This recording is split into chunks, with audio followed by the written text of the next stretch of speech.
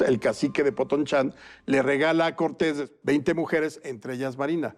Pero ella sí tenía ya una formación distinta, una mente distinta. Pues hablaba maya. Maya y náhuatl. Creo que la palabra que tendríamos que usar con ella sería intérprete, no traductora. Pero luego se vuelve algo mucho más que eso. Se vuelve estratega, se vuelve consejera. Yo le llamaría a la señora de la conquista. Pero es curioso porque en ninguna de las cartas de relación, obviamente Cortés le dice a Carlos V, oiga, no, pues es que conocí a una indígena de aquí, a una india de aquí, que además es muy inteligente. No.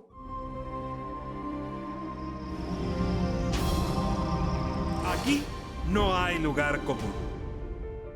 Hoy no hay lugar común, se privilegia con la presencia de Alejandro Rosas. Me da muchísimo gusto ahora tenerte en este espacio, en este sillón, donde no se puede más que decir la verdad, Alejandro. Perfecto, querido Ricardo, pues muchas gracias. Siempre, somos cuates dentro y fuera de los foros, etcétera, entonces pues es como estar en casa siempre contigo. Ahora tenemos lentes del mismo color. Además, claro. Tenemos un sentido del humor que nos hace hacernos amigos. Y déjame decirlo, estamos cortados con un patrón cultural similar por la generación a la que pertenecemos. Y hoy, pues quiero hablar de ti, pero sobre todo de alguno de estos íconos de la historia con los que quisieron forjar nuestra cabeza y que luego, pasados los años, nos revelamos. Es decir, la idea, un poco esta maniquea, ¿no? Del Hernán Cortés malo, malo, malo, ¿no? De la Malinche mala, mala, mala. De Cuauhtémoc y Cuitláhuac, espectaculares personajes que nos construyeron una época y que luego nos revelamos a esos mitos. Yo no como historiador, tú sí como historiador, y justamente ahí es donde quería entrar. Cuando te vuelves historiador y tienes que tumbar estos mitos, ¿cómo se vive descincelar la cabeza? En esta historia de desmitificación, que es parte de mi biografía, pues prácticamente yo llegué a la conclusión de que para entrarle a la historia había que hacer, y eso siempre se lo digo a nuestros amigos lectores en presentaciones, hagamos un striptease de prejuicios cuando te acerques a la historia. Es decir, el pasado ya pasó. Por más que tú puedas odiar a Marina o amar a Cortés o decir que Moctezuma dudó y todo, pues al final son interpretaciones, pero también al final ya pasó. Ya, por más que tú quieras hoy escupir, como se decía, que era la representación de la chingada era Marina, que había permitido que los españoles abusaran. Es decir, todo ese tipo de carga ideológica de historia oficial ya deberíamos dejarla atrás. Pero a ver, Alejandro, no solo son prejuicios. Me quedo con estas dos palabras, historia oficial. A ver, desde niño nos llevaron a ver los murales de Diego Rivera y ahí nos enseñaban la historia. Claro. ¿No? O sea, los libros de historia vienen de esos murales.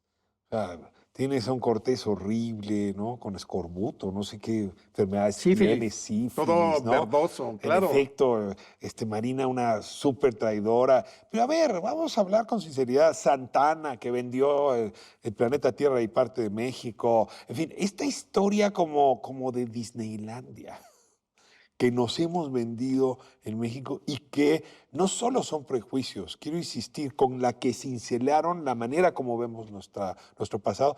Por cierto, nada saludable. ¿Pelearte con Diego Rivera? O déjame ir más lejos, con Octavio Paz, el prócer que nos llamaba a los hijos de la chingada siendo doña Marina.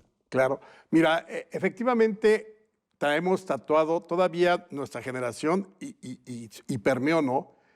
Pesó más la historia oficial que la posibilidad de confrontar esa historia oficial con otras fuentes. Y me refiero a nivel social popular, no me refiero a la academia, porque la academia sí hizo su trabajo. El problema es que los trabajos historiográficos de la academia no descendían para la gente común hasta más o menos mediados de los 80s, principios de los 90s, que entonces ya podías tener biografías, crónicas, ensayos que te permitían confrontar toda esa historia oficial que se fue cincelando a partir del nacionalismo revolucionario de los años 20. Sí, el discurso priista, ¿no? Totalmente. Y además discurso machista hoy, que ya llamaríamos así, del patriarcado y demás, donde Marina era la gran perdedora de toda la historia, porque Cortés era un villano por ser español y haber venido y la conquista, pero ella quedaba como en ese infierno cívico donde cómo había traicionado a los mexicanos, ¿no? Cuando, insisto, no tiene nada que ver con eso. O sea, realmente hay que analizar sus circunstancias. A ver, vamos a analizarlas. Estamos hablando de una mujer esclava, de una civilización distinta a la mexica, Del sur de Veracruz, del claro. sur de Veracruz. Superdotada en el sentido de que puede hablar más de una lengua, incluso 3 y luego 4, y entonces ella se vuelve pues la voz a partir de la cual se dan las instrucciones, pero también se vuelve la informante, ¿no? Que le ayuda a Cortés a entender. Es decir, es un gozne entre civilizaciones, es un milagro. A ver, déjame plantearlo así, más allá de esta discusión maniquea a la que nos referíamos. Mira, hay una cosa muy importante en ella. Ella era hija de caciques. Entonces ya de inicio no era, digamos, más igual del pueblo, no era pobre, no era alguien que pues, se dedicara Tenía cultura. Sí, ya tenía una capital cultura. cultural, déjame llamarlo Exactamente, y eso yo creo que le permitió en mucho ser quien fue, porque pues obviamente sabía, ella nace hasta donde se sabe en Oluta, en un pueblo llamado Oluta, en el sur de lo que hoy es Veracruz, desde luego toda esa geografía política no existía, pero es regalada varias veces y entonces eso le permite ir conociendo ciertas lenguas, por ejemplo la de los mayas, ¿no? Pero así. también... O sea, siendo hija de caciques, luego es regalada como esclava a distintos señores. Sí, y estos señores, en un momento dado, uno de ellos, el cacique de Potonchán, le regala a Cortés, después de haber sido derrotado por los españoles, 20 mujeres, entre ellas Marina.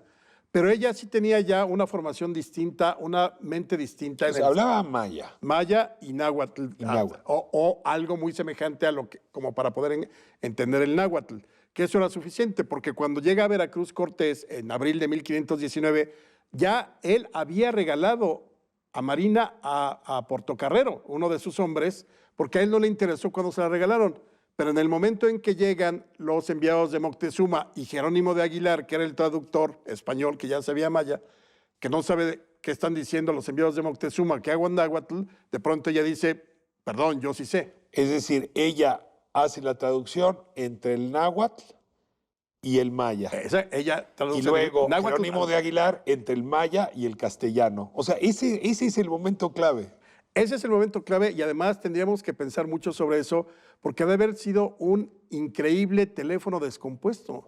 Porque, a ver, creo que la palabra que tendríamos que usar con ella sería intérprete, no traductora. O sea, entonces, imagínate que de pronto Cortés le dice, oye, dile a Moctezuma cómo es el dogma de nuestras religiones, tres dioses en una sola persona, pero en tres dioses, que es Dios Padre, Dios Hijo, Dios Espíritu Santo. Nosotros nos sacrificamos porque la sangre se convierte en la sangre de Cristo y el pan en el cuerpo de Cristo, pero no lo comemos. Pues ha de haber dicho Marina a Moctezuma, ¿sabes qué? El Dios de ellos es más poderoso que el tuyo, así que hazle caso. Tienen caballos y tienen pólvora. Pues sí, Mejor ríndete. Sí, o sea, creo que ahí habría que indagar, no indagar más porque es muy difícil. A ver, ok, ya entendimos el primer escalón, ¿no? La intérprete. Pero luego se vuelve algo mucho más que eso. Se vuelve estratega, se vuelve consejera. ¿Cómo interpretas o qué sabemos de su biografía para poder dimensionar el genio que implicó esa mujer? Mira, la manera en cómo él le agradece es con todo esto, ¿no? Es decir, teniendo un hijo con ella, dejándole una cantidad de propiedades impresionante y luego, muy a la usanza, la casó con Juan Jaramillo, donde va a terminar ella su vida bien casada y todo, con propiedades. Una gran señora. Yo le llamaría la señora de la conquista. Pero es curioso porque en ninguna de las cartas de relación, obviamente, Cortés le dice a Carlos V, oiga, no, pues es que conocí a una indígena de aquí, a una india de aquí, que además es muy inteligente. No, la menciona mínimamente y quien sí le da mucho lugar es Bernal Díaz del Castillo y yo creo que él recabó algunos datos, hablando con ella porque la conoció, de dónde venía y todo. Pero efectivamente... A ver, ahí es muy importante. En las cartas de relación, que son las que escribe Cortés, apenas la menciona. Pero ni siquiera por su nombre. Pero Bernal Díaz del Castillo, que hace la crónica de a pie, de a pueblo, él sí la reconoce. La reconoce, aunque O sea, recuerde... no estaría hoy en nuestro santoral cívico sin Bernal Díaz del Castillo. Yo creo que desde luego es una fuente fundamental Bernal y la otra es el lienzo de Tlaxcala, que es como la visión de los tlaxcaltecas de todo eso, donde ellos la dibujan incluso en una dimensión física más grande que el resto, digamos, de los indígenas de la época. Pero realmente no sabríamos nada. Yo creo que a Bernal sí le llamó mucho la atención porque 50 años después, o 40, que fue cuando escribió, pues la tenía muy clara y va dando datos de su biografía. Pero lo importante de todo es que al final nos deja un retrato y creo que efectivamente se convierte en la gran consejera porque sabe de las relaciones de poder, sabe interpretar lo que está sucediendo en los distintos pueblos indígenas. Ya hablamos de la persona, ahora vamos a hablar del personaje. Y es cómo nos reflejamos los de hoy, las de hoy, en ese espejo de la Malinche. Y tenemos una alternativa. Una, aceptar que somos los hijos de la mujer violada, los hijos de la chingada. Es un poco el laberinto de la soledad y Octavio Paz. Perdón que me meta con otro prócer, pero Estoy esa totalmente es de la acuerdo. versión, ¿no? La otra es, no, venimos de un encuentro a veces violento, a veces argumentado, a veces muy fructífero, de varias culturas, no solamente la castellana o la extremeña y la mexica. A ver, estas eran otras culturas que se fusionan y se encuentran. ¿Qué hacemos? ¿Nos sentimos orgullosos de ser hijos de la Malinche o nos hincamos y nos latigamos por ser unos hijos de la chingada? No, yo creo que ya es demasiado este show ideológico o esta retórica ideológica de los españoles llegaron. A ver, no somos un pueblo especial. La conquista de México, el encuentro entre españoles y distintos pueblos indígenas aquí, no es diferente de cómo fue, por ejemplo, los árabes en España o Roma invadiendo prácticamente todo lo que hoy es Europa o los egipcios esclavizando a los judíos. O sea, esa es la naturaleza humana. Entonces, entre más pronto superemos este trauma que fue impuesto en el siglo XX por la historia oficial, no viene desde el siglo XVI llorando la gente, ay, es que la Marina nos vendió. No es cierto. Esto es prácticamente, los primeros es como a mediados del siglo XIX cuando alguien empieza a hablar mal de ella. Y luego la historia oficial, la nacionalista, del nacionalismo revolucionario, la acabó. Yo creo que ya tenemos que darle vuelta a esa página porque de ahí venimos de españoles, de negros, de pueblos indígenas de aquí, más adelante llegarían los japoneses a principios del 17. Somos un mosaico. En cuanto más rápido resolvamos ese problema, yo creo que podemos avanzar más. ¿Cuál es el problema? A ver, el país es, digamos, en su naturaleza muy diverso, ¿no? O sea, desde el verdor de la Huasteca hasta las planicies y los desiertos de Coahuila. Claro. ¿Por qué no le hacemos lo mismo con la identidad cultural? Desde la Malinche pasando por Cortés hasta Cuitláhuac y Cuauhtémoc. Somos eso. Eso Yo somos. sí me pregunto si la política o la estupidez o qué nos impide abrazar esa diversidad, Alejandro. Yo creo que vende mucho el discurso nacionalista de un nacionalismo que no existía en esa época. Y entonces la idea de la defensa de la soberanía, la resistencia de los pueblos, que claro que la hubo, pero hoy ya ningún pueblo indígena de los que tenemos en México, que no es un 10% de la población, no es poca cosa, pero no hay nadie en esos pueblos que tenga sangre originaria, digamos, o que no se haya mezclado de algún modo, porque al final esta construcción que primero se llamó Nueva España y luego México, República Mexicana desde 1821 o Imperio Mexicano, como quieras llamarle, viene de toda esa conformación que junta mundos, culturas, visiones, etcétera. Claro, imposición, violencia, la hubo, pero yo creo que ya tendríamos que madurar como sociedad y alejarnos de la retórica barata del discurso político. ¿Me dejas cerrar con una provocación? A ver. Hubo un presidente en México, tú recordarás su nombre, que propuso exigir disculpas de parte de España por lo que nos hicieron. Yo, parafraseándolo, en sentido inverso, te pregunto si no habríamos de pedirle disculpas a la Malinche por cómo la hemos tratado. Absolutamente, absolutamente. Y si eso resolviera todos nuestros problemas, yo sería el primero en organizar un movimiento nacional para que nos pidieran disculpas. Si Movimiento Nacional Malinchista. Aunque suene raro. No, suena horrible. Y en realidad el malinchismo tendría que cambiar como significado de la Yo palabra. por eso sugeriría, vamos a llamarle de ahora en adelante Malitzin o Doña Marina, porque Malinche es despectivo ya en estas alturas. En ese entonces, siglo XVI, 1519, 1521, no lo era.